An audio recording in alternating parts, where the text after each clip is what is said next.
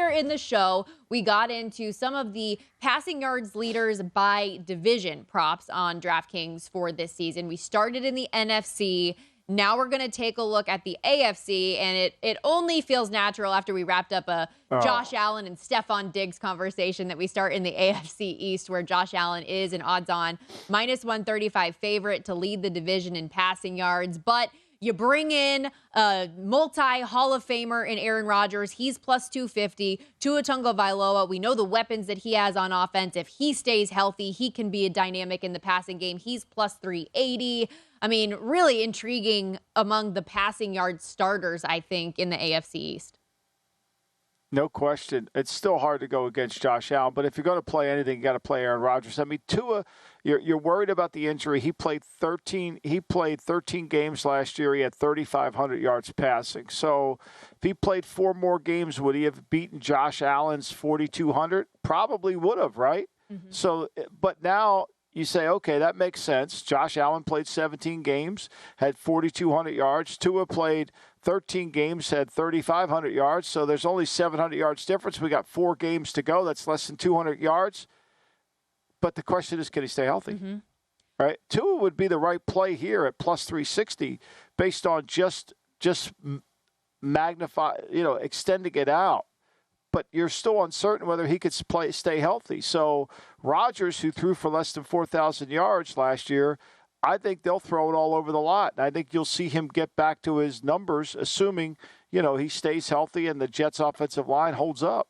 Michael, could I tempt you on betting both Aaron Rodgers and Mike White in this division? Mike White, the backup for the Dolphins, sitting there at 100-1. Let's say Tua does have a situation where early in the first 3 games of the season, he gets bumped out. Mike White, all of a sudden, is your guy. Look at his passing yards in the 4 games he played last year. 240 yards, 268, 369, 315. He had 1,192 yards in 4 games. Like 100-1? Why not throw a fiver on that? Look, I agree with you because when you really study Tua, Tua gets, he's very accurate, don't get me wrong.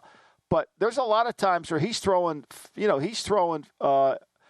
balls that hang in the air for a long time, and the receivers come down with them. And look at some of the throws that they're infield fly rule throws, and you're wondering, like, where is the ball coming down? And the yards after the catch, Mike White comes in with good timing, good rhythm. I don't think that's a bad play at all. Look, I'm not saying Tua's not a great player. Tua's he's accurate. But those receivers are what creates the problem. And if the pocket's tight on him, his arm strength is still going to be an issue. Yeah. And I'm not trying to pretend like it's likely that Mike White's going to win in this market. He's 100-1 for a reason here. But also, the Dolphins went out and got a guy like Mike White for a reason, as kind of that safety net type of protection, a young player who could be a good backup if something were to happen to Tua, which we've all agreed at this point is something that could happen at any time. So I like Aaron Rodgers as my best selection here at plus 250, but I do not hate sprinkling a little bit of just, pizza fun money on a 100-1 shot in Mike White in the situation that something like that could happen. Let's go to another. But Stormy, doesn't this make you a little nervous? I mean, playing devil's advocate with you, doesn't it make you a little nervous that Aaron is plus money here, considering that we know that, he's still a good player. He's going to – it makes me a little nervous. I would have thought it would have been a little lesser odds. I am surprised that the number is as high as it is, but, Josh Allen has just kind of proven year in and year out that he's the guy. That's why we see him atop the odds boards for MVP year in and year out. Aaron Rodgers coming off of such a down year last season, I think you're buying in at a little bit of a lower spot in the market for him on individual stuff exclusively because he has the back-to-back MVPs right before last year. It's not like just because he's older, he's dead in the water. He had a down year, and I don't think that that's the end for Aaron Rodgers. So I like taking the advantage of a decent price in a market like this for him. And if the Jets were to actually go on and have success as well, like Aaron Rodgers at 18-1 for MVP, we talked about Hard Knocks, if maybe that can play in his favor, fans actually getting to know him a little bit, maybe that's a situation that could humanize him. I think there's a lot of opportunities for Aaron Rodgers if that offense clicks to the extent that I know they really want it to. How about the AFC North? Yeah. Joe Burrow, minus 225 in the division. Deshaun Watson, the second shot here at 3-1. And in my brain, it's crazy when we talk about him because he could be like the number 3 quarterback in the NFL, or he could be number 26, 27. We just don't know which version of Deshaun Watson we're going to get. Kenny Pickett there at 10-1, and Lamar Jackson, the dual threat capability of him, 12-1, even with Todd Monken wanting to pass the ball more in that offense.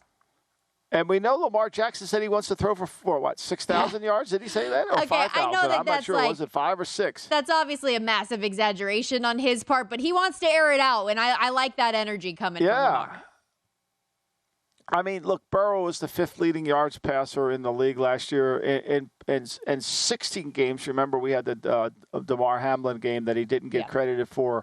So, and he still threw for 4,400 yards. So, they're going to – one thing about Zach Taylor and the offense, they're going to keep throwing it around. I think it's hard to go against him. Watson, the thing that worries you, even if Watson has a better season, which he has to have, there's still Nick Chubb's going to get the football, right?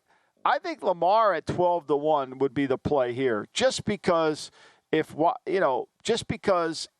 say, and I don't want this, just Burrow doesn't play all the games. Mm-hmm. I don't want to jinx him, but say he doesn't play all the games and they throw the ball and they're more explosive Baltimore. I think he's a better play than Pickett, and I think he's a better play than Watson because I think Cleveland has to run the ball with Chubb so much. Okay. Well, so in this market, 12-1. It'd be a significant win if you put some money down on that, and he did it. Also, though, knowing how many yards that Joe Burrow puts up on just a year in and year basis, he stays healthy, he's going to win the market. We don't want to bet minus 225. But we do think that Lamar Jackson's going to throw the ball a lot more. His passing yards prop is set at 3,500 and a half. Even money on the over. Is that doable for a guy like Lamar at this point?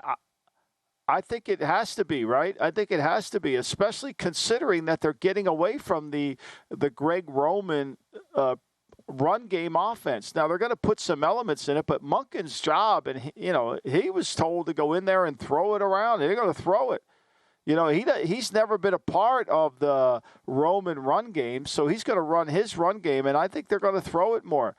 I think Lamar could have more yards passing, no question. Could he have more interceptions? Maybe he could. But I do think Baltimore, it's be interesting to watch them this preseason. I think Baltimore will throw it around quite a bit.